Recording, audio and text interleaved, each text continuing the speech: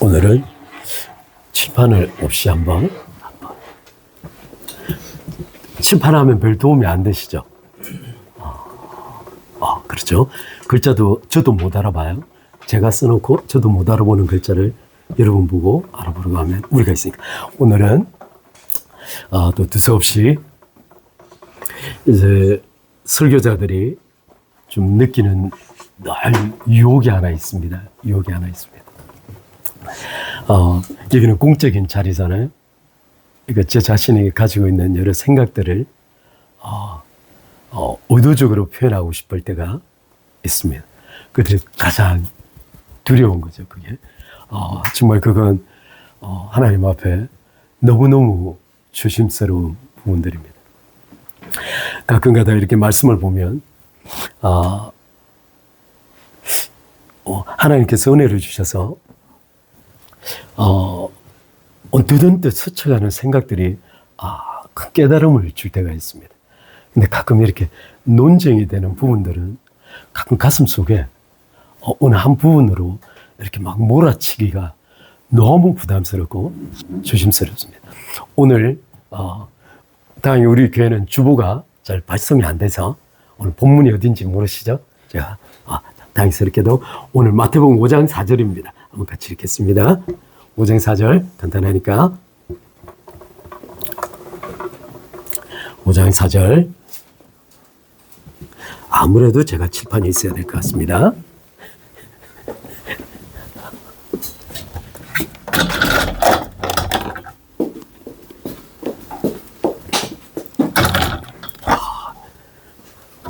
마태복음 5장 4절 한번 같이 읽겠습니다. 시작. 애통하는 자는 복이 있나니 저희가 위로를 받을 것이미요. 아멘. 우리가 지금 다니엘서와 마태복음을 왔다 갔다 하면서 지금 다루고 있습니다. 또 가끔 가다가 좀 다른 부분도 다루고 앞으로 여러분과 함께 제가 어제 마칠 때 말씀드렸지만 정말 신앙은 어디로 궁극적으로 가야 하는가에 대한 질문들을 계속 가지고 있습니다. 어제 제가 이제 갈라디아서 2장 19절로부터 21절을 제가 말씀드렸는데요. 갈라디아서 2장 19절로 21절은 아주 독특한 구절입니다. 여기 갈라디아서 2장 20절은 소위 바울이 표현하고 있는 정상적인 the normal Christian life죠. the normal Christian life를 가장 이상적으로 묘사하고 있는 것이 바로 이것입니다. 갈라디아서 2장 20절 한번 우리 찾아가서 한번 읽어볼까요? 갈라디아서 2장 20절 갈라디아서 2장 20절입니다.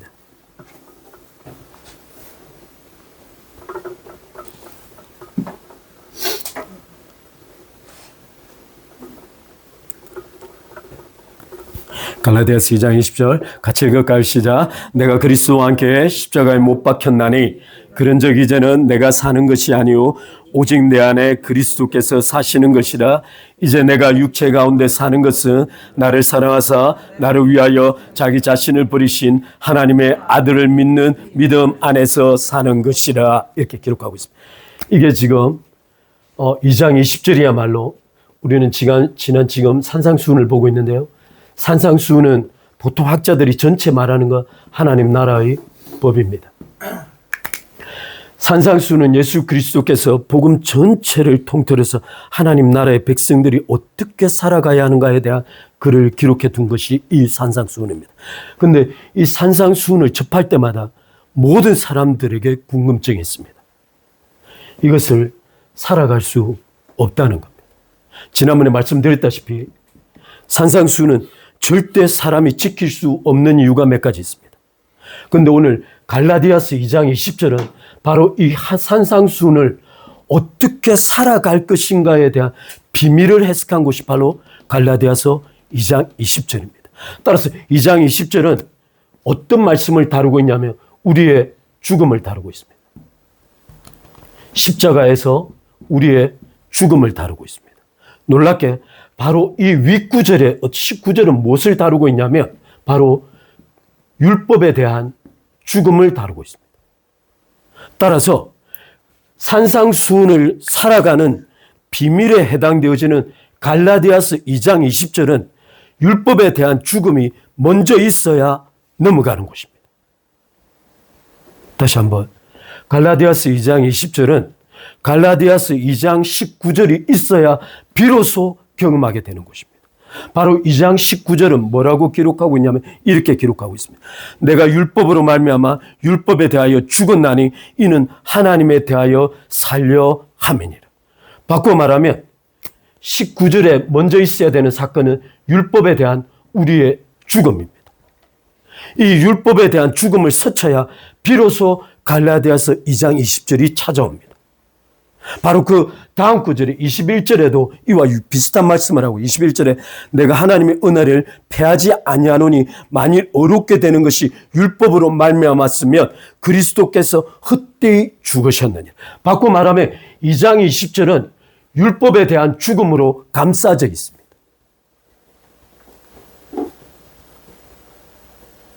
다시 한번 정리할게요. 산상수는 우리가 살아갈 삶의 원리입니다. 그 원리를 바울이 어떻게 살아낼 것인가를 설명하는 것이 갈라디아서 2장 20절입니다. 학자들 사이에 이런 논쟁이 있습니다. 우리는 복음서 4권이 있습니다. 그리고 사도행전이 있습니다. 그리고 로마서부터 바울의 13권, 다른 편지 전체에서 서신서다 요한계시록까지 들어가 있습니다. 지금 학자들의 소위 이미 초대교회에서부터 논쟁이 있어왔어요. 두 가지 논쟁. 하나는 소위 하나님 나라의 복음입니다. 그리고 이것은 소위 바울의 복음이라고 부르는데 이건 십자가 복음이라고 부릅니다. 이미 초대교회에서부터 과연 바울이 전하고 있는 복음이 복음인가에 대한 논쟁이 있었어요. 그래서 이미 갈라디아서에 바울이 끊임없이 흥분하고 있는 이유는 바울이 전하고 있는 복음에 대한 유대 그리스도인들에 의한 끊임없는 집요한 공격이 있었기 때문에 이와 비슷한 논리가 고린도 전후서에도 똑같이 나와 있습니다. 따라서 바울은 자기가 사역하고 있는 동안 끊임없이 자기가 전하고 있는 소위 십자가 복음, 소위 그 바울 복음에 대한 끊임없는 도전을 받았어요. 왜냐하면 그 당시 하나님 나라의 복음은 예수 그리스도께서 십자가에 돌아가시기 전에 전한 거의 대부분의 복음은 마치 율법을 재해석하는 것 같았기 때문이에요. 따라서 예수 그리스도께서 전하신 하나님 나라의 복음 산상수훈은 마치 율법을 재해석했다라고 평가할 수 있으나 바울은 전혀 이런 것에 대해서 잘 언급하지 않는 거예요. 그렇다면 이 당시에 하나님 예수 그리스도께서 전하셨던 하나님 나라의 복음, 소위 12사도들이 가지고 있던 집중적으로 예루살렘 교회를 중심으로 전했던 하나님 나라의 복음과 바울의 복음은 어떤 차이가 있기에 이런 논쟁이 왔는가요? 바로 이 논쟁의 문제를 해결하는 것이 바로 이 산상수훈과 갈라디아서 2장 20절이에요. 바울이 왜 십자가 복음을 전했냐면 하나님 나라의 복음이 사소하거나 결핍되었을가 아니에요. 실제 바울은 무엇을 말하고 싶었냐면 하나님 나라의 복음으로 들어가는 길이 무엇인가를 말해주고 싶었던 거예요. 바로 그것이 갈라디아서 2장 20절의 십자가 복음입니다. 그 길을 말하면서 바울이 앞뒤로 감싼 것이 율법에 대한 죽음인 거예요. 따라서 율법에 대한 죽음이 전제되어야 실제 하나님 나라의 복음 산상수훈으로 들어가는 길이 2장 20절에 소개되고 있는 거예요.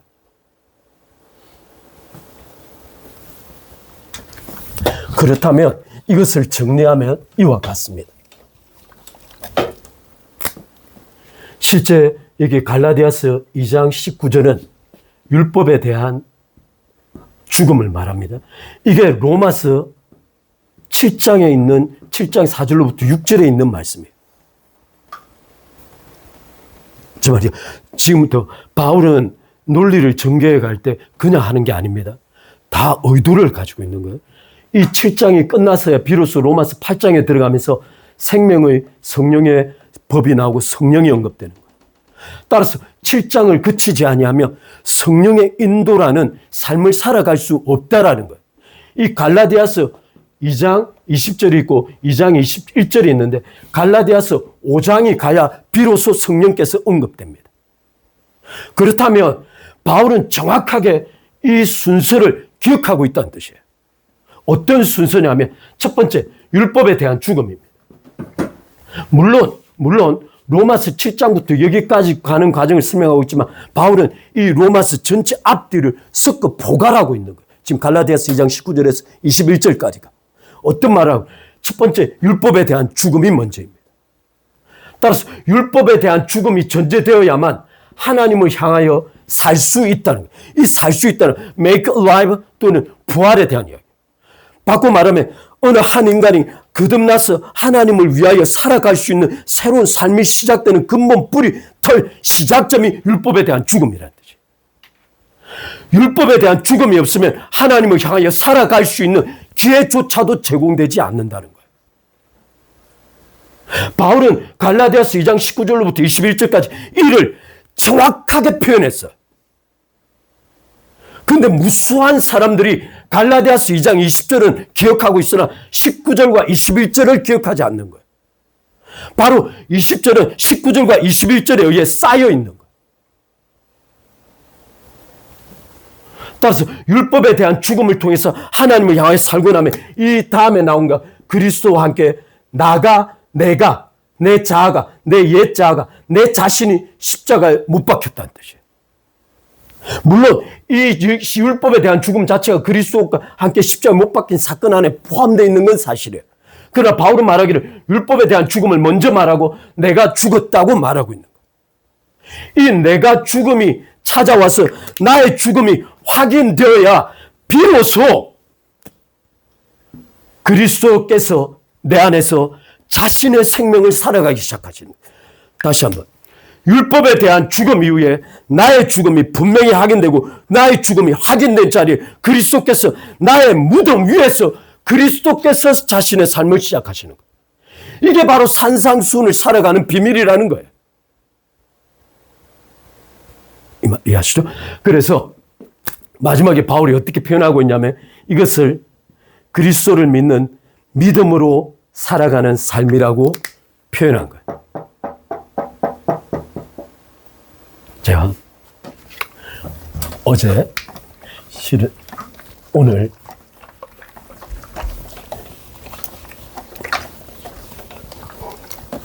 지금 이제 실은 어제 제가 갈라디아서 2장 19절로부터 21절을 어제 말씀드린 이유는 앞으로 제가 여러분과 함께 성령 하나님에 대하여 깊이 살펴보고 싶어요.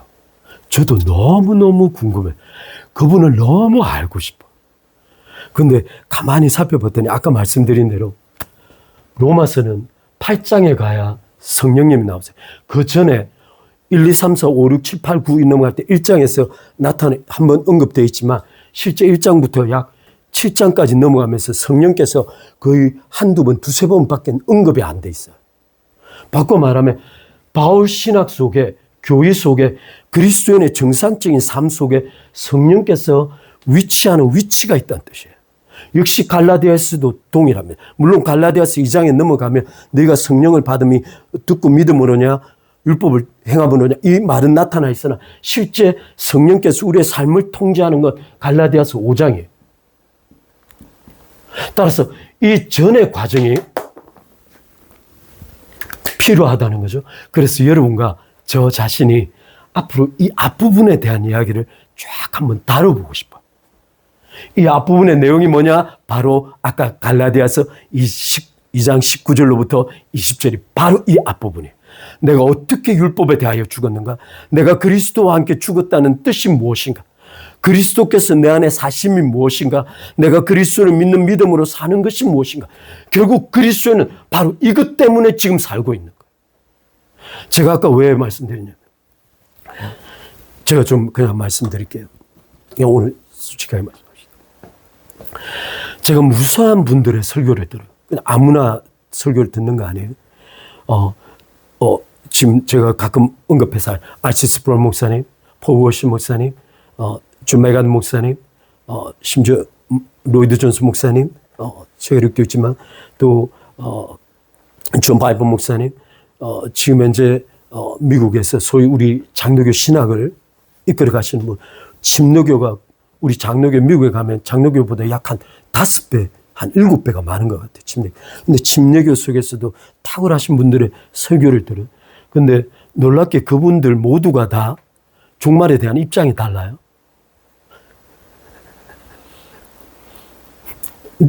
더 놀라운 건 제가 너무나 참 좀 훌륭하고 좀 미국의 스탠포드 대학인가? 이제 제가 미국에 몇 개 대학 있죠?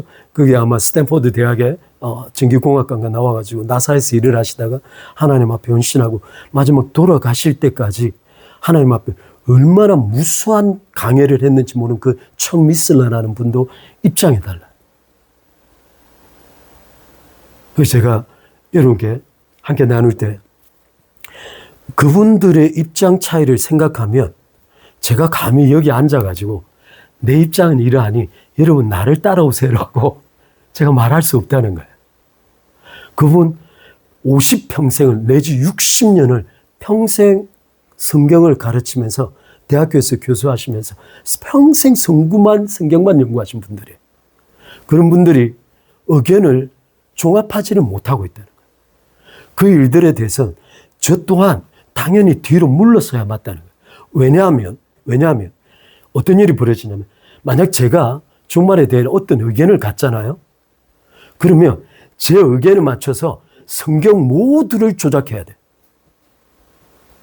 제가 제 의견을 말씀드리는 순간 저는 성경 구절이 나오면 그 구절을 제 의견에 맞도록 조작해서 해석해요. 그럴 수 없다는 거예요. 지난번에 김상훈 목사님 종말론에 말하듯이 맨 마지막에 생명책에 기록되는데 그 기록이 지워졌다 썼다 할 수 있는 책인 것처럼 묘사가 되어 있어요. 실제 요한계시록. 요한계시록 더 충격적인 건 뭐냐면 하나님의 백성과 성도들 천사를 부를 때 늘 슬레이브라고 불러요. 노예라고 불러요.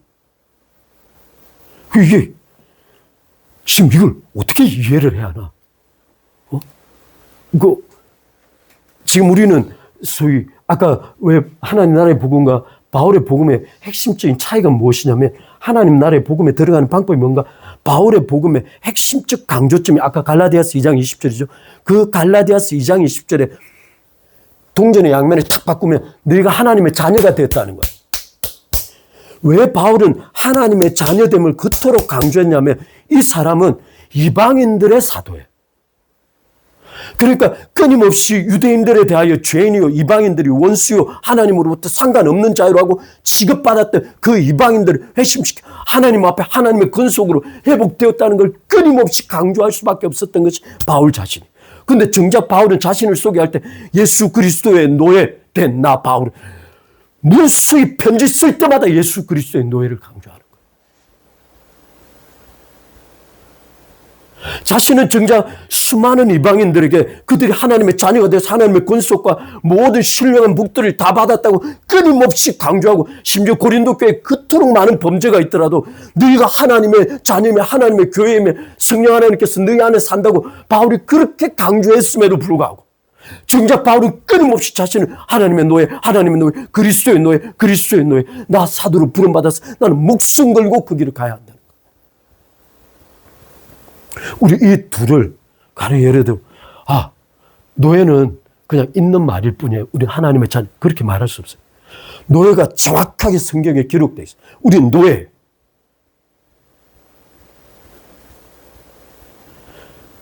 따라서 요한계시록에 그렇게 기록되어 있는 상 우리는 그걸 정직하게 직면해서 오케이. 난 노예. 그러면 내 사고방식 자체가 노예를 억셉트 하지 못한다면 이 노예를 억셉트 하지 못하는 나의 사고방식 뿌리가 어디부터 잘못되어 있는가를 점검해 보아야 한다. 철저하게 자본주의에 물들, 철저하게 개인주의에 물들, 철저하게 개인적 사회에 물들었어요. 인디비주얼. 끊임없이 자본과 공화정, 소위 국가적 시스템 자체가 왕정 시스템을 우리는 잘 몰라요. 왕정 시스템, 킹덤이라는 이 바실레이아라고 하는 이 바실레이라는 개념이 결국 왕의 통치 개념인데 우리는 왕의 통치 개념이 없는 거예요. 왕의 통치 개념의 가장 본질은 무엇이냐? 개인은 소유가 없는 거예요.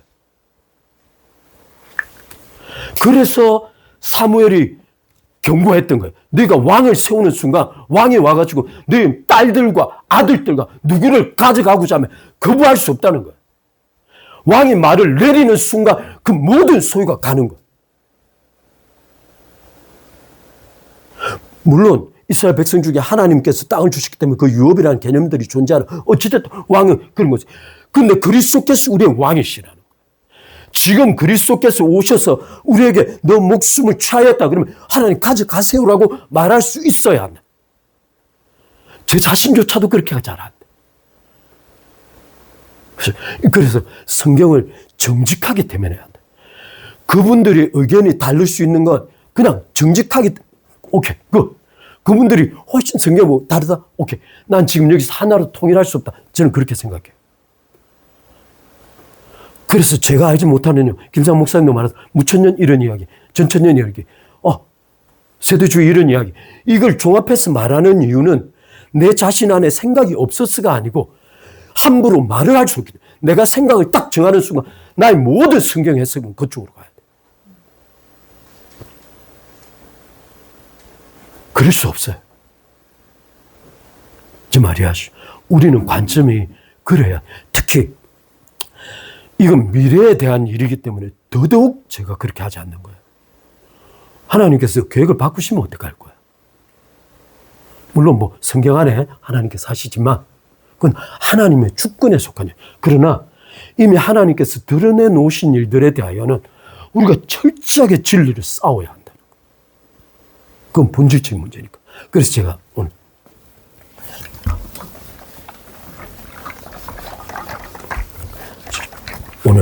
제가 오늘 이 이야기를 좀 길지 않으니까 제가 좀 그냥 한번 좀 읽고 넘어가겠습니다. 제가 실은 이번 주에 이 애통함이라는 이 설교가 정말 어려운 설교인 것 같아요. 제 자신도 잘 몰라서 어렵지만 워낙 많은 분들이 이 애통함이라는 이야기가 나오면 탁월하신 분들도 가끔 버벅버벅 하세요. 이 애통함. 그렇게 어려웠네요. 여러분, 제가 한쯤 애통함이 뭡니까? 뭘까요? 푸트코스. 좋아. 푸트코스하고 애통함하고 무슨 관련이 있다는 거예요? 하나님 앞에 나는 회생 불가합니다. 할렐루야. LNS 할렐루야. 제가 오늘 쫙 많은 설교를 듣다가 제가 인상적인 이야기가 하나 있어서 좀 나누고자 합니다. 실은 이제 이건 수영로교회 이규현 목사님께서 이렇게 그러니까 누군가의 책을 이렇게 쭉 하면서 하신 분이긴데 제가 좀 그 내용을 좀 유튜브로 여러 가지로 좀 찾아봤어요. 그 내용을 좀 여기 찰스 콜슨인지 잘 모르겠어요.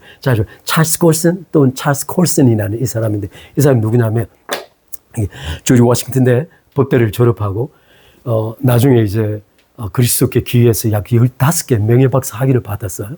정말 대단하신 분이에요. 그러니까 이분이 이제 닉슨 대통령이 지금 수십 년 전이죠. 그때 와트게이트가 있으니까 미국에 난리가 난 거죠. 근데 이분이 어떤 분이냐면 예수 그리스도를 믿기 전에 소위 와트게이트를 주도했던 사람. 그러니까 닉슨 대통령을 통하여 온갖 불법적인 이야기도 온갖 뒷일을 다 했던 사람이 이 사람이에요. 근데 이 사람이 이제 워터게이트가 터지고 난 다음에 막 조사가 들어가고 막 이랬을 때 그는 와중에 친구를 통하여 C.S. 루이스 책을 소개받았어요. 순전한 기독교라는. 하나님께서 다 놀라운 거예요. 이제 그런 지성인이 C.S. 루이스는 한때 영국의 제가 알기로는 옥스퍼드인가 캠브리지인가 그 교수였죠. 소위 그 당시에는 이미 60년대 이미 기독교가 대학에서 완전히 쫓겨나다시피 한 상황에서 C.S. 루이스가 예수 그리스도를 믿고 회심한 거예요. 급진적으로 회심한 거죠. 그러니까 C.S. 루이스가 기독교 변증가로 들었으면서 무수한 책을 지었어요. C.S. 루이스 책은 좀 읽어봤으면 좋겠어요. 물론 가끔가다 입장이 좀 다르긴 해요. 그래도 괜찮아. 그렇게 저는 읽어봤으면 좋겠어요. C.S. 루이스의 책 중에 하나 순전한 기독교인데 저도 Pure Christianity라는 이 책을 좀 읽어보려다가 내용이 너무 어려워. 너무 복잡. 영어로 이렇게 한글은 더 어렵고 영어는 그나마 좀 해보려고 그랬는데 영어도 복잡해. 근데 이제 순전한 기독교를 이분이 읽고 난 다음에 회심한 거예요. 친구 소개로. 이 정치에 그 닉슨 대통령 보좌관을 정치 탑으로 갔던 사람이 워터게이트 과정을 거치면서 회심한 거예요. 이 회심하고 난 다음에 이분이 급진적으로 회심하고 이분이 결국 감옥에 들어갔어요. 2년 뒤에 선고를 받고 감옥에 들어가서 이분이 1년의 회심 과정을 거치고 난 다음에 책을 몇 권 지었어요. 놀라운 책들. 보너게인이라는 책이나 뭐 여러 가지 책들을 지었는데 이 책을 짓고 난 다음에 이분이 남은 평생 전체를 그 젊을 때 들어가서 감옥에 들어 회심하고 난 다음에 평생 교도관 사역을 하면서 감옥 사역을 하면서 평생을 사셨어요. 들어오는 모든 수입을 다 거기다 넣고 자기가 받았던 상금을 다 거기다 넣고 평생 그러다가 돌아가셨어요. 이분은 포스트 모더니즘이나 지금 트럼프 대통령이 하고 있는 그 정치적 스탠스를 그대로 지금 취하고 있어요. 포스트 모더니즘, 동성애 그런 것에 대하여 극단적으로 반대하신 분이에요. 근데 이분이 책에 뭐라고 적냐면 윌리스 한 그 소위 인터뷰 영상을 하나, 원래 이 이야기가 주제가 아닌데 이야기를 하면 재밌죠? 자, 이게 인터뷰 영상이 이제 책에 쭉 기록이 돼 있어요. 근데 이제 윌리스라는 사람이 이제 주도해 가는데 누가 나왔냐면 여기 보니까 예엘 디누르라는 사람이 나오는데 이 디누르라는 사람은 소위 그 2차 세계대전시에 그 유대인인데 아우슈비츠 그 감옥 속에서 유대인들이 학살 당할 때 몇몇 안 되는 생존자 중에 한 명. 이분이 생존해서 나와서 윌리스라는 사람과 이렇게 인터뷰하는 내용들을 책에 기록을 해둔 거예요. 이분이 찰스 콜슨이라는 사람은 왜 이걸 기록했냐면 자신의 회심 과정을 쭉 쳐다본 거예요. 자신의 회심 과정. 자신이 회심했던 과정을 쭉 쳐다보니 이것이 하나님의 은혜가 아니고 인간은 회심 불가능이다. 그 이야기를 설명하기 위해서 이 지금 인터뷰 내용을 기록한 거예요. 이야기가 길어지니까. 디누르라는 사람이 윌리스라는 사람과 인터뷰하다가 이제 영상 하나를 틀었는데 그 영상이 어떤 거냐면 1960년도에 소위 그 아우슈비츠의 그 유대인 학살의 핵심적인 역할을 한 사람이 이름인데 아이히만인가 이 사람이 있는데 아이히만 핵심 그 나치의 인물이었어요. 이 사람이 전쟁이 끝나고 난 다음에 약 10몇 년을 도망 다녔어요. 근데 이스라엘 그 모사드 이번에도 이 역할을 잡았어요. 1960년대에 잡았어요.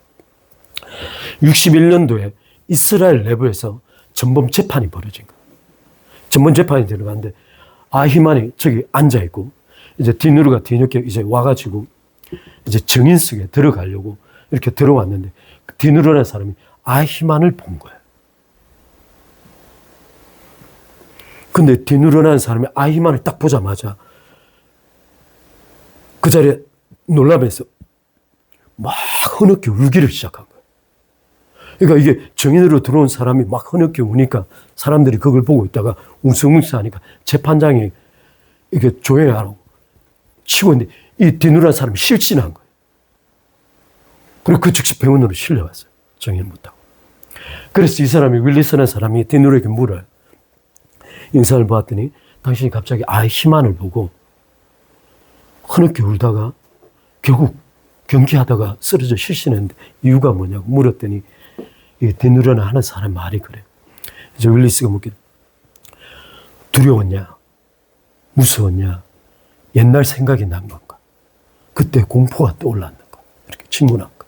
디누르는 사람 말하기를 그게 아니다. 그게 아니다. 뭐라고 말을 하냐면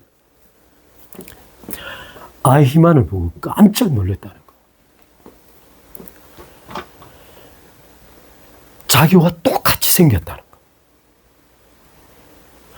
그렇게 선해 보일 수가 없다는 거예요. 이 아히만은 어떤 사람이냐면 전쟁이 시작되기 전에 유대인들의 국가 건립을 위해서 일했던 사람이에요. 그걸 지지했던 사람이에요. 유대인들의 별도에서 심지어 그 일을 위해서 헌신했던 사람이 아히만이에요. 전쟁 전에는. 그러니까 친유대적 성향을 가지고 있어요. 근데 이게 소위 2차 대대전이 진행되고 나면 과정을 거치자 이게 소위 군대에 있는데 명령을 받은 거죠. 이미 1차 세계대전부터 유대인들은 반유대적 입장을 가지고 있었기 때문에 명령을 받은 거죠. 그 명령을 수행하지 않을 수 없었던 거예요. 결국에 유대인들을 강제 수용 보는데 계속적인 죄책감을 느끼고 있다가 어느 날 1942년도인가 반제회의라는 게 열렸다. 결국 나치 전체 군인들이 모여서 이 유대인들을 어떻게 처리할 것인가에 대한 최종 논의가 벌어진 거죠. 이 하이만이 참여했는데 그 당시 서기로 참여해서 말단 서기였어요. 참여해서 모든 회의가 딱 끝났는데 만장일치로 끝난 거예요. 어떻게 끝나냐? 유대인들 전체를 학살해서 제거하기로 만장일치로 끝난 거예요. 아히만이 딱 그걸 보고 죄책감을 탁 털어버린 거예요. 그리고는 나치에 전적으로 헌신해서 그때부터 거침없이 유대인들을 몰아서 아슈비츠로 끌어들이고 유대인들을 포박하고 끌어들여서 이송시켜서 가스서리심으로 그들을 확살하고 총살하고 그들을 통하여 비늘보 전쟁 도구로 쓰는 것들을 아히만이 주도한 거예요. 뒤늦어난 사람이 재판장에 이 아히만이 그동안 도망가면서 어떤 것을 겪었는지는 모릅니다. 아히만이 앉아있는데 뒤늦어가 보고 자기는 악마가 앉아있을 줄 알았다는 거예요. 너무 자기와 닮은 똑같이 평범한 누구의 아버지 같고 누구의 형 같고 누구의 아들 같은 누구의 남편 같은 사람이 앉아있어요. 그래서 이 사람이 뒤늦은 사람이 말하기를 자신 안에도 그런 악마성이 존재한다는 사실에 충격받고 그냥 실신해버린 거예요. 왜냐하면 뒤늦은 사람은 이미 아우슈비츠에서 사람들이 어떻게 죽어나가고 어떻게 가스실에 학대도 수십만 명이 죽어나가는 걸 자기 눈으로 보고 있는 바로 그걸 행했던 사람이 자기와 똑같은 모습을 하고 있는 이 사람이 실신해버린 거예요. 그래서 이 윌리스라는 사람이 질문을 합니다. 죄가 이토록 충격적인 문제라면 왜 교회에선 죄에 대해서 설교하지 않는가?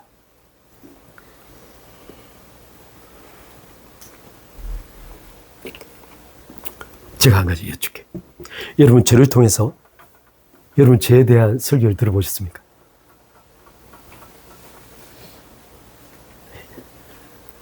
자, 여러분 지금부터 약간 좀 다른 이야기로 넘어갈 거예요. 제가 좀 다른 이야기를 좀 할게요. 이제 윌리스라는 분의 인터뷰어에는 또 인터뷰에 입장이 있는 거니까 이제 마틴 루터 아시죠? 1597년인가요? 이게 95개 조항을 딱 맞나? 1987년? 85년? 잘 모르겠어요. 지금 여기. 근데 마틴 루터라는 인물이 어떤 인물이냐면 여러분 놀랍게 기독교 사상과 기독교 신학에 영향을 미쳤던 거의 대부분의 인물들은 다 법학돼. 다 법학했어. 칼빈부터 시작해서 루터까지 다 법학을 했어요. 이 사람이 법학을 마치고 신학을 한 거예요. 그래서 막상 이제 신학을 와서 보니 성경을 법학도적 입장에서 성경을 보기 시작한 거죠. 그 당시에 카톨릭이 또 있었으니까. 율법을 법학도 관점에서 이해한 거예요. 어떤 일이 벌어졌냐?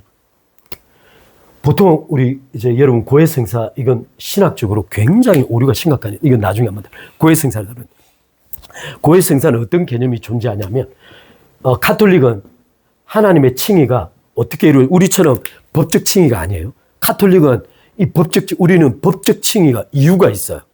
신학적으로 법적 칭의가 되어야만 하나님과의 관계성으로 가고 그것이 어떻게 성화로 이어지는지 우리 기독교 신학은 정확한 선을 가지고 있어요. 이건 나중에 성경 공부 2권에서 설명할 거예요. 2권 꼭 들으셔야 합니다. 우리 아시죠? 이건. 그래서 이 칭의라는 카톨릭적 칭의 개념부터 카톨릭이 어떻게 말하냐면 기독교 칭의는 칭의가 아니다 이렇게 봐요. 왜냐하면 칭의라는 개념이 이 사람을 보고 이 사람의 내적 변화와 상관없이 어렵다고 선포해 주는 거예요. 우리 기독교는 그렇게 믿어요. 그런데 카톨릭은 말이 안 된다는 거예요. 우리 김상모 형제가 변화가 없는데 어떻게 어렵다 할 수 있어? 하나님 잘못되신 거 아니야? 뭐 이런 관점을 가지고 있어요. 그래서 어떤 관점을 가지고 있는 이 사람들은 카톨릭은 인퓨전이라는 소위 의를 주입해 준다는 개념이 있어요. 그래서 예수 그리스도를 믿고 거듭나고 고백하고 세례를 받았을 때 의가 확 주입된다는 거예요. 성경에는 없는 말입니다. 확 주입된. 그래서 김상봉 병자가 어렵게 되었으니 칭의할 수 있다는 거예요. 근데 이 사람이 김상봉 병자 나중에 심각한 죄를 지었어. 그러면 어떻게 되죠? 어떻게 될까요? 칭의를 상실. 칭의를 상실하니까 어떤 것이 필요할까요? 칭의를 다시 회복하려면 고해성사가 필요합니다. 가톨릭은 정말 조직적으로 이교예요. 조직적 이교예요. 그래서 고해성사들은 보통 일반적으로 고해성사 들어가면 심각한 재료 가지고 와요. 그러니까 막 이 정보를 가지고 바티칸이 만들어지는 거예요. 이 고해성사 정보를 가지고. 왜냐하면 왕도 고해성사 해야 돼. 왜냐하면 구원을 잃어버릴 수 있으니까. 왕도. 그러니까 비밀을 이야기해야 돼. 누가하고 이혼하고 누가하고 바람 피웠는지. 그 내용 전체가 바티칸으로 들어가는 거예요. 그러니까 권력적으로 통제할 수 있는 정보 바티칸으로 다 들어가요. 자주 뭐 여러 가지 이제 정치적 음모론들이 나오는 이런. 어찌됐든. 다른 사람 들어가면 1, 20분 동안 우리 이사 형제 와서 신부 앞에서 어제 이런 일이 와서 어제 고기 구워 먹다가 상범이가 너무 욕심 부려가지고 제가 어제 상범이에 대해 감정이 확 쌓여요. 한마디 해주려다 참았네. 신부님 저를 용서해 줘. 그럼 신부님이 예수 승려한테 3일째 하나님의 입으로 용서해 준다 그러면 용서가 선포되는 거예요. 근데 마틴 루터가 와서 고해를 하는데 1시간이 지났는데 끝나질 않네. 심지어 4시간을 혼자 앉아가지고 자기도 신부인데 신부를 옆에 두고 4시간 동안 고백하고 있네. 심지어 목록을 가져와. 자기가 뭔 죄를 지었는지 목록을 가져와. 쫙 여기 듣고 있던 신부가 졸다가 듣다가 나중에 뚜껑 열려가지고 마틴 루터한테 짜증 확 하는 말이 어떻게 그런 죄들까지 가져와서 고백하냐는 거예요.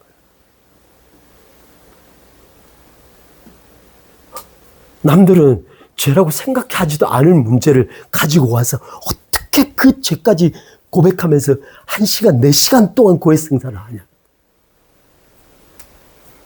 마틴 루터한테 고해성사를 안 해주려고. 제가 어느 사람이 마틴 루터한테 와서 질문을 했어요. 신부님, 하나님을 얼마나 사랑하시나요? 이렇게 질문했어요. 루터가 굉장히 다혈질적이에요. 정말 다혈질적이에요. 욕을 그냥 지금 이제 그래서 루터를 좋아하는 분들이 굉장히 많아요. 워낙 다혈질적이라. 근데 루터에게 와서 이렇게 하나님 얼마나 사랑하세요? 질문했더니 루터 하는 말이 하나님을 사랑한다고요? 이렇게 가끔 하나님이 너무 미워요. 그러면서 이제 설명을 하는 거예요. 자기에게 예수 그리스도는 늘 재판장으로 저울추를 가지고 자기에게 나타나신다. 자기가 뭔 일을 했는지 샅샅이 뒤져서 저울추가 예수 그리스도께서 나타나실 때마다 저울추가 늘 기울어져 있다. 그런 하나님을 사랑할 수가 없다는 거예요. 늘 공포 대상. 마틴 루터가 그런 삶을 살았어요. 근데 제가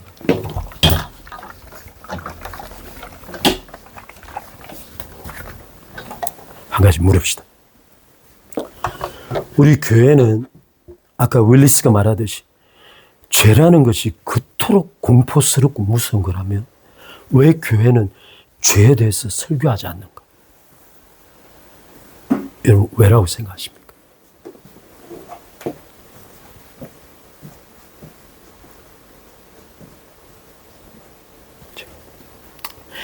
이제 마틴 루터가 회심하게 되는 성경 구절이 하나 있습니다. 이 성경 구절이 로마서 1장 17절이에요. 우리 한번 볼까요?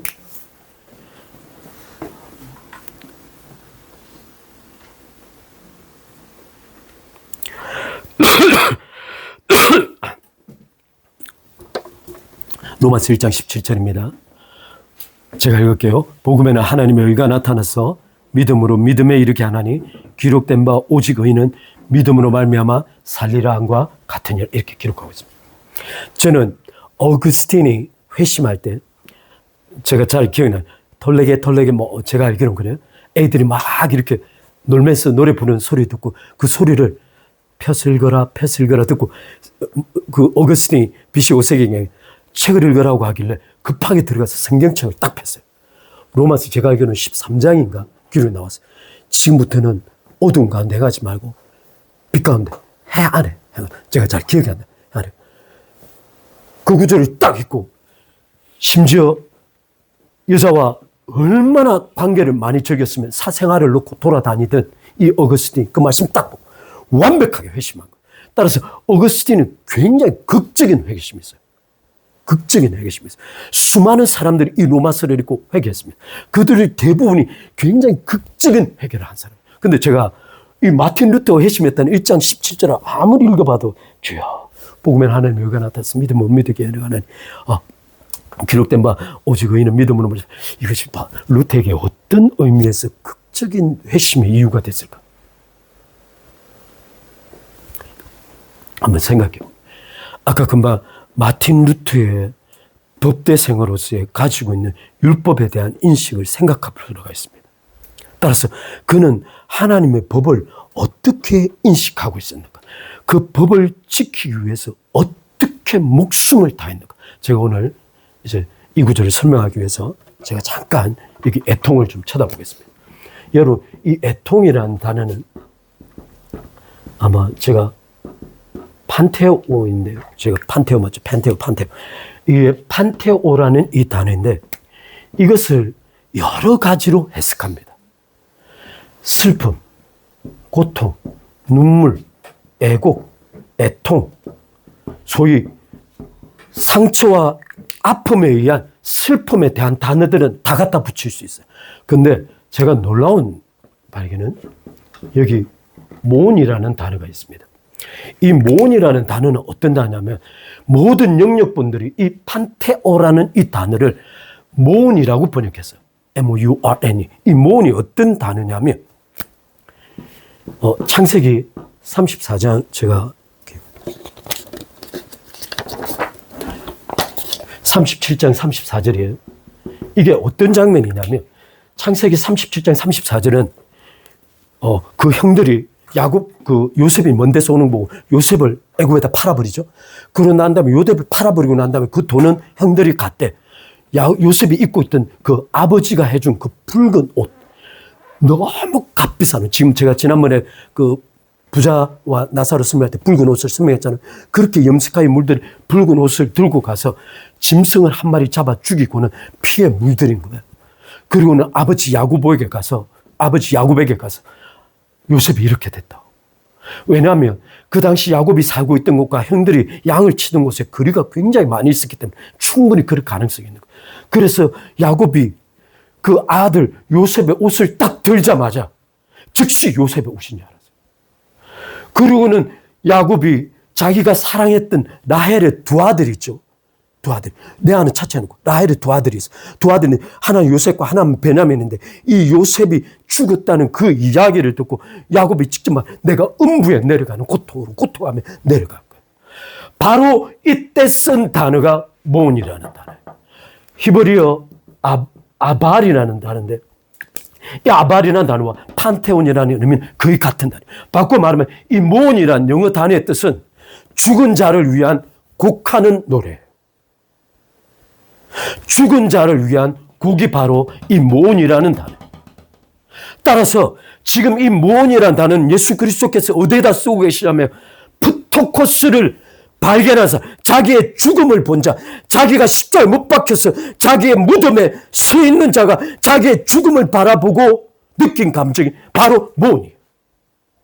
따라서 이 마태복음 5장 4절에 이 애통함의 모은, 통곡은 다른 사람에 대한 죽음이나 슬픔이나 아픔이 아니라 바로 자기의 무덤 위에서 자기를 바라보면서 하는 노래. 제가 굉장히 많은 분들의 설교와 책을 들었지만 이 모은을 당연하게 이 애통을 당연한 방법으로 해석하고 싶어요. 그러나 이 본문의 진짜 갈 방향은 프토코스가 된 자신에 대한 자기 통곡이 애통이에요.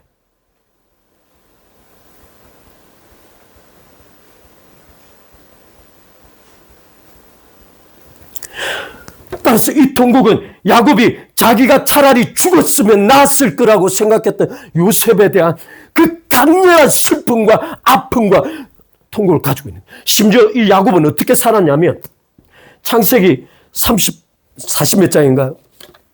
40몇 장이 넘어가면서 약 15년이 지났어요. 15년 내에 17년이 지나서 가나안에 곡식이 없자 첫 번째 갔다 왔어요. 근데 갔다 오는 순간 시몬이 애굽에 잡힌 거예요. 두 번째 돌아가야 하는데 이 요셉이 베냐민을 데리고 오라 했어요. 근데 야곱이 말합니다. 이제 요셉도 없고 시몬도 없는데 너희가 베냐민을 데리고 가려고 절대 안 돼. 나 차라리 여기서 굶을 죽을지라도 베냐민은 절대 못 내. 바꿔 말하면 이 야곱의 가슴 속에 지난 15년, 17년 동안 요셉이 죽어 있던 거예요. 그는 15년, 17년 동안 요셉의 무덤을 가슴에 안고 살았던 거예요. 그런데 놀랍게 이 애통함이라는 이 단어의 동사 시제가 뭐냐면 진행형이에요. 충격적인 단어가 바로 이 진행형이라는 단어. 애통하는데 예수 그리스도께서 애통하는 자는 행복하다고 말씀하셨는데 이 애통을 단순한 한시적인 현재 동사 쓰지 않냐고 진행형을 쓰고 있어요. 바꿔 말하면 부토코스 나의 죽음 위에 계속 머물러서 내가 죽을 때까지 통곡하고 있어야 한다는 거예요.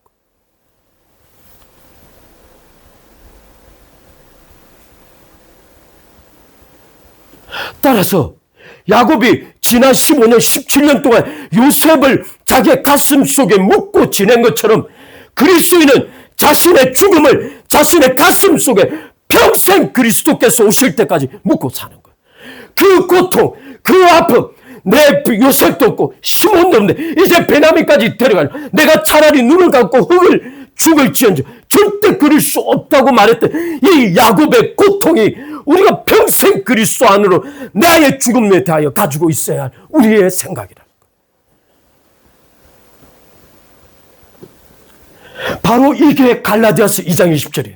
내가 그리스도와 함께 십자가에 못 박혔다는 이 말은 단회적인 사건이 아니고 그리스도께 십자가 2000년 전에 죽어버린 내가 끊임없이 나의 삶 속에 십자가의 무덤에 죽어버린 나의 시체가 보이는 거예요. 그래서 그걸 보고 끊임없이 반태어 곡하도다 슬프도다 애통하도다 나의 죽음이여 할 수 있어야 한다.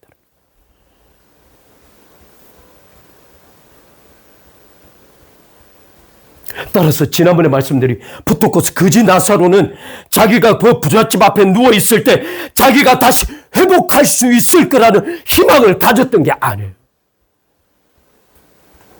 그는 철저하게 죽어 있었어요. 이미 자기 자신에 대한 희망을 완전히 상실했어요. 단지 그곳에서 부자가 주는 음식 몇 부라기를 먹고 마지막 죽기 직전까지 성대를 유지하기를 바라고 있어요. 그는 자기 자신에게 희망이 없었던 거예요. 바로 그게 부토코스예요. 그 부토코스 나의 희망 없음과 나의 죽어버림이 나의 곡하는 것으로 끊임없이 일생 동안 계속되는 게 바로 이거예요. 바로 마틴 루터의 문제가 바로 이것이에요. 마틴 루터가 율법을 바라보면서 끊임없이 1시간, 4시간 동안 반복해서 자기의 죄 목록을 가져다가 계속 반복적으로 고해성사했던 건 자기에게 아직도 희망이 있다고 생각했기 때문이라는 거예요. 자기에게 아직도 희망이 있다고 생각하기에 그는 끊임없이 고해성사를 통하여 죄를 용서받고 싶어 했던 거예요. 그런데 로마서 1장 17절은 무엇을 말하고 있는가?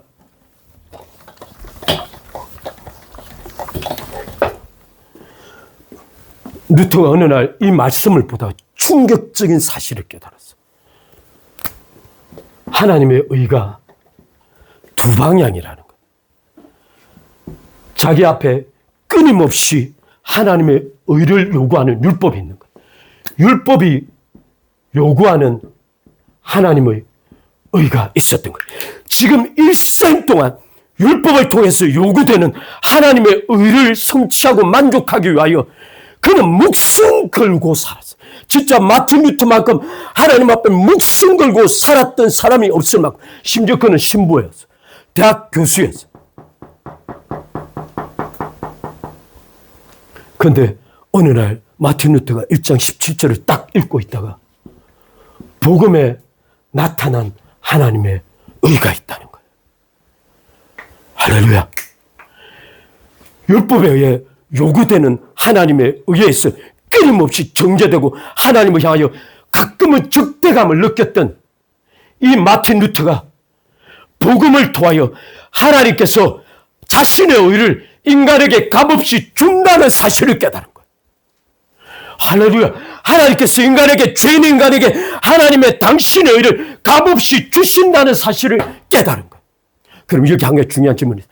하나님께서 인간에게 자신의 의를 주셔야만 한다고 판단했다면 율법의 의는 지킬 수 있는 게 아닌 거예요. 다시 한번. 하나님께서 언약을 바꾸면서 복음을 통하여 당신의 의를 인간에게 주어야만 인간의 문제가 해결될 수 있다면 율법을 통해 요구되는 의는 인간이 지킬 수 있는 의가 아니라는 사실을 깨달았던 거예요. 할렐루야. 하나님께서 당신의 의를 주어서 인간을 구원하셔야겠다고 결정한 이유는 그 어떤 것으로도 인간의 문제를 해결할 수 없다는 걸 하나님이 직접 결론을 내리신 거예요. 마틴 루터는 바로 이 사실을 깨달았어요. 바로 이 순간 그는 율법의 맹목적으로 하나님의 요구에 반응하듯 자신을 멈춰 세웠어요. 자신이 하나님에 의해 율법이 요구하는 하나님에 의해 반응할 수 없던 붙었고 죽었다는 사실을 비로소 깨달았어요. 할렐루야. 마틴 루터가 여기에 들어서서 비로소 자기가 죽었다는 사실을 깨달았어요. 바로 푸토코스가 확인되는 순간 그의 고뇌가 멈춘 거예요. 그 순간 복음을 위하여 그는 목숨을 걸어버렸어요. 종교개혁을 위하여.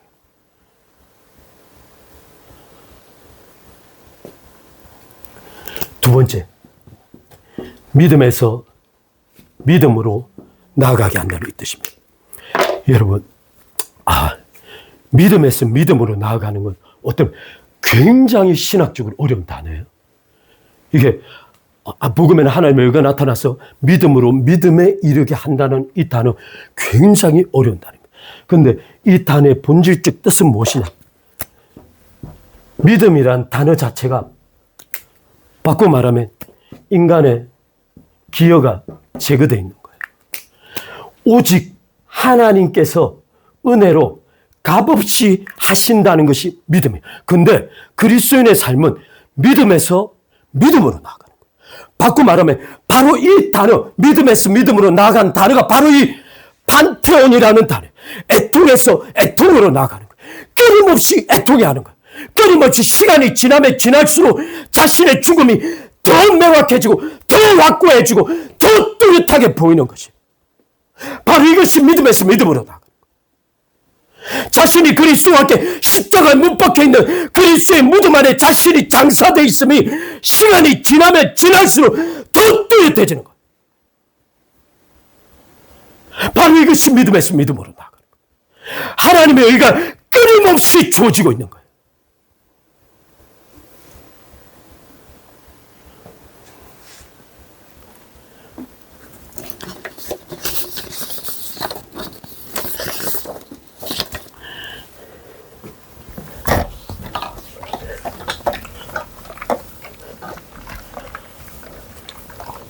따라서 오늘 여러분 제가 갈라디아서 2장 19절로 21절을 이야기했지만 성경 전체가 다 하나로 이렇게 연결되어 있습니다. 오늘 우리 지난번에 누가복음 18장 9절로 14절을 한번 다시 한번 보겠습니다. 누가복음 18장 9절로 14절입니다. 우리 전 늘 표를 좋아하니까 이 바리새인 파리세스. 여기 텍스 콜렉터. 죄송합니다. 세리예요. 여기 바리새인 세리예요. 우리 여기 오늘 이제 9장 19절로부터 14절을 한번 표를 찾아 집어넣어 볼 겁니다. 저 이거 너무 제가 제일 좋아하는 거 표 만들어서 집어넣어 보는 거. 첫 번째 둘이 공통적으로 하는 게 있어요. 뭐라 하죠? 왜 성경을 안 보시고 저를 보실까? 자, 첫 번째, 자기를, 예수님은 문제 제기하면 자기를 어렵다 하고 자기 의가 정말, 자기 의가 정말, 나 어려워. I'm righteousness. 나 어려워. 이렇게 보는 사람이 자기 의가 충만하고 두 번째 뭐라고 돼 있죠? 다른 사람을 멸시하는 사람. 이 contempt, 멸시하는 사람. 자기 의가 충만하고 남을 멸시하는 사람을 비유로 말씀하셔서 이게 두 사람을. 자, 두 사람의 공통점이 있어요. 뭘까요? 자, 우리 빨리빨리 말씀하시고. 10절입니다. 10절. 두 사람이 똑같이 기도하러 어디로 올라가죠? 성전으로. 근데 여기 영어에서 보면 into the temple에 바꿔 말해 성전 안으로 지금 들어간 거야. 성전 안에 들어간 거야. 지금 이 두 사람은 바꿔 말하면 이 두 사람은 누구다? 유대인들이다. 아브라함의 자손들이에요. 그런데 아브라함 자손 둘 사이에 극단적인 지금 대립 상태가 벌어지고 있는 거예요. 그래서 두 사람이 기도하러 성전으로. 첫 번째, 오늘 우리 바리새인들은 먼저. 바리새인은 11절 11절 뭐라고 돼? 첫 번째, 그는 서서 따로. 자, 서서 따로 기도합니다. 근데 세리는 어떻게 하죠? 13절에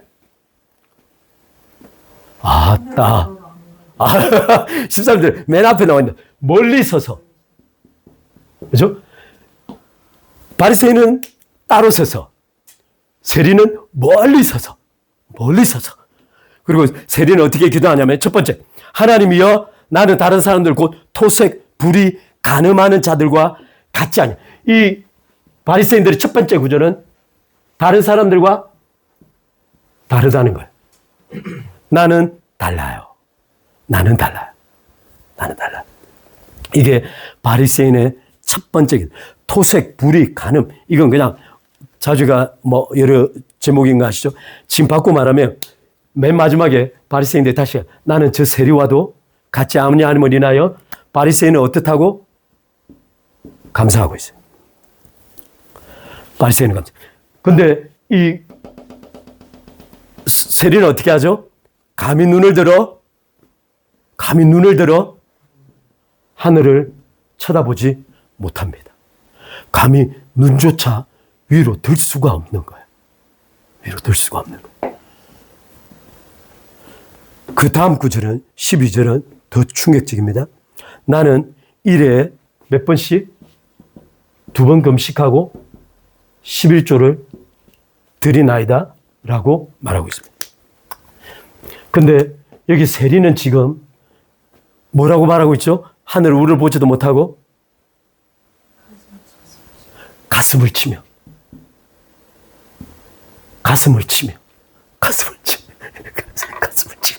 그리고 말하기를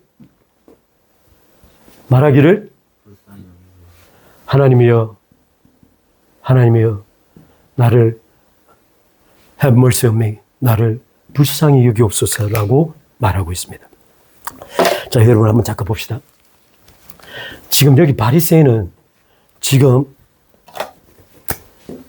이 율법을 가지고 뭘 하고 있냐면 율법을 가지고 자신이 주어진 율법을 가지고 지금 다른 사람들을 보고 있는 거예요. 자신이 알고 있는, 자신이 가르침 받는, 자신이 읽고 있는, 자신이 이해하고 있는 율법을 가지고 지금 다른 사람들에게 지금 적용하고 있는 거예요. 그래서 그는 율법의 기준을 가지고 다른 사람들을 바라보면서 자기가 율법적으로 위에 있다고 지금 생각하고 있어요. 심지어 자기는 율법을 엄격하게 지켜 행하고 있다. 따라서 이것이 그의 감사 제목이에요. 근데 이 세리는 어떤 일을 하고 있냐면 율법을 통하여 하나님을 보고 있는 거예요. 지금 그는 율법을 통하여 하나님을 보고 있는 거예요. 그러니까 정작 자신은 하나님을 바라보니 이게 지금 두 가지가 단순히 세리라서가 아닙니다. 지금 이 세리는 율법을 통하여 하나님을 바라보고 있기에 하나님의 존재와 자신을 비교하고 있는 거예요. 그랬더니 자기 자신이 여기 와 있는 거예요. 구원받을 수 없는 거예요. 심지어 하늘을 우르르 볼 엄두도 안 나지만 동시에 용서해달라고 하는 부탁도 하지 못하고 있는 거예요. 지금 이 상태가 누구냐면 루터예요.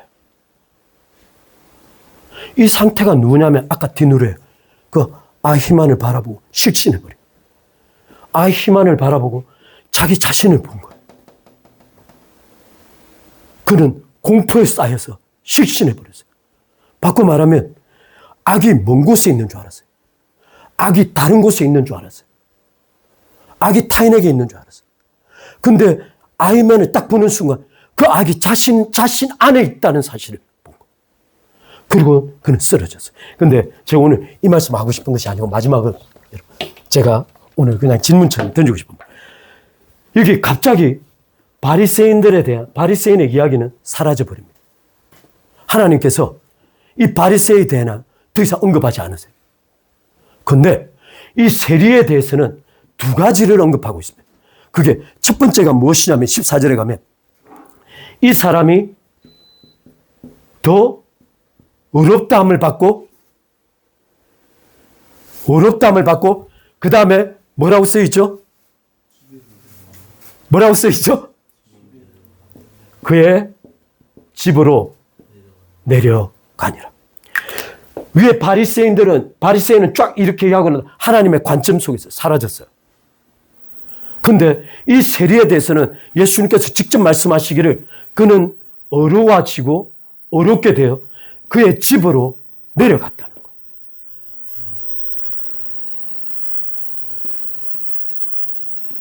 지금 이게 전체 누가가 가지고 있는 독특한 신학적 관점을 보여줍니다. 이것이 누구와 똑같냐면 부자와 나사로 이야기가 굉장히 이와 유사해요. 실제 부자는 모든 사람의 보기에 실제 거지 나사로는 역사 속에 사라진 것 같았으나 아브라함의 품속에 있는 거예요. 그러나 부자는 역사 속에 계속 실존하고 있었으나 그가 죽었을 때 즉각 음부의 고통 속으로 내려간 거예요. 근데 제가 오늘 여기 마지막으로 이제 여러분 제가 궁금증이 생겼어요. 왜 예수님께서는 세리가 어렵다함을 받고 그의 집에 내려갔다고 이야기했을까?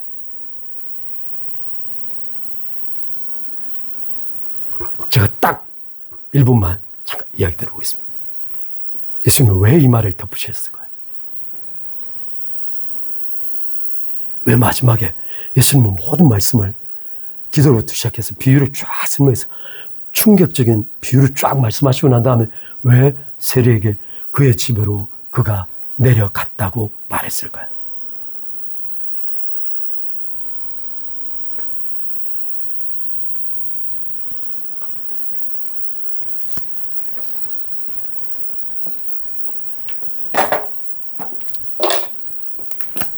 바로 이 구절이 갈라디아서 2장 20절입니다.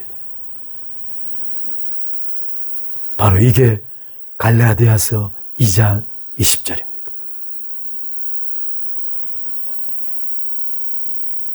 그의 삶이 예수님의 눈안에 있기 시작한 거예요. 이 성경 구절은 그가 어떤 행동을 변화시켰다 기록 안 하고 있어요. 예수님께서는 그의 삶이 급진적으로 변화됐다 말씀 안 하셨어요. 예수님께서 딱 한마디만 하셨어요. 하나님께서 그가 집으로 내려가는 것을 보고 계셨다고 이야기하셨어요. 우리의 죽음이 그치고 나면 하나님의 눈이 머물기 시작합니다. 이땐 빠져나갈 수 없습니다. 하나님께서 그의 택하신 자들을 마지막 궁극적으로 하나님 나라와 영광에 이를 때까지 집으로 내려가는 그 순간 끝까지 우리를 지켜보실 겁니다. 할렐루야. 그의 집으로 내려간 것, 예수님께서 그를 하나님의 집으로 인도하여 드릴 것입니다. 그의 욕망, 그의 기대, 그가 간절히 바랬던 것이 아니고 그는 자신이 자격이 없다고 선포하는 그 순간 하나님께서 그를 자신의 집으로 데려가겠다고 말씀하고 계십니다. 바로 이게 갈라디아서 2장 20절. 우리의 죽음이 있는 그곳에 그리스도께서 자신의 생명으로 삶을 시작하는 겁니다. 할렐루야. 우리는 끊임없이 우리의 무덤 위에서 우리의 죽음을 바라보며 끊임없이 애통하는 삶을 살아갈 것입니다. 그런데 놀랍게 5장 3절에 심령이 가난한 자는 복이 있나니 천국이 저의 것. 이게 현재형이에요. 심령이 가난한 자는 행복하도다. 천국의 저의 것임이라고 is, have 이렇게 말. 현재형. 근데 여기 애통해하는 자는 복이 있나니 저희가 위로를 받을 것이 미래형입니다. 많은 학자들이 하나님의 위로를 애통 속에 계속 넣고 싶어 합니다. 그러나 이 말씀의 진짜 의미는 정말 애통하는 곳에 있어야 한다. 자신의 죽음이 눈앞에 정확하게 끊임없이 보고 확정되고 있어야 한다. 그래서 진행할 수 없는 동시에 위로는 미래형인 거예요. 물론 하나님께서 위로하시면, 그러나 그 위로 속에도 눈물 속에서 위로가 존재하는 거예요. 나의 죽음 속에서 하나님의 살아계심이 보이는 거예요. 나의 죽음 속에 부활하신 그리스도가 보이는 것이 위로입니다. 오늘 여러분의 애통과 더불어 여러 가지 이야기를 했으나 여러분 그의 집으로 내려가는 것을 예수님이 보기 시작하는 것이 바로 애통의 삶의 시작. 자, 기도하겠습니다. 기도하겠습니다.